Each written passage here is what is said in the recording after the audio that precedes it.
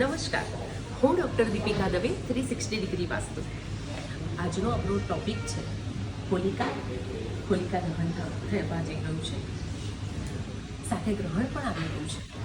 તો ઘણા બધા તમે એવા રીલ્સ જોતા હશો કે તમારી રાશિમાં સારું છે, આ રાશિમાં ખરાબ છે.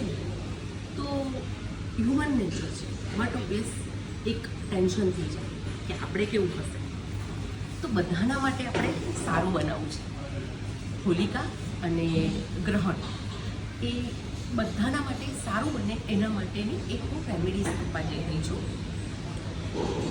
જે માર્કેટમાં સમિધા આવતી હોય છે, દરેક ગ્રહોને અનુરૂપ સમિધા આવે છે. દુર્વા છે, દર્ભ છે, અપામાર્ગ છે, અર્ક છે, એવી દરેક નવી ગ્રહની સમિધા આવે છે.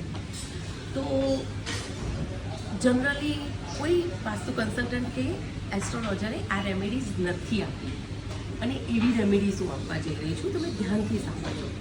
તમારે માર્કેટમાંથી સમિધા લઈ આવવાની છે નવી ગ્રહની, અને પછી જ્યારે તમે હોલિકાના દર્શન કરવા જાઓ ત્યારે એ સમિધાને ઘીમાં બોળીને અને પછી તમારે એનો હોમ કરવાનો છે.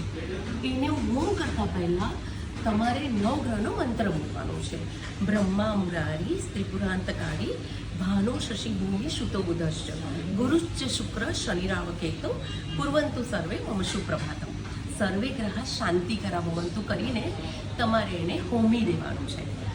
તો આ રેમેડીઝ કરવાથી અને તમારી પ્રાર્થનાથી તમને આખું વર્ષ અશુભ ફળ તો નહીં જ આપે, અત્યંત શુભ ફળ આપશે. એ ચાહે ગ્રહણ હશે, હોલિકા હશે, શનિની પનોતી ચાલતી હશે, કંઈ પણ હશે. તો મળીએ છીએ મારા નેક્સ્ટ વિડીયોમાં. ત્યાં સુધી bye bye, take care, thank you.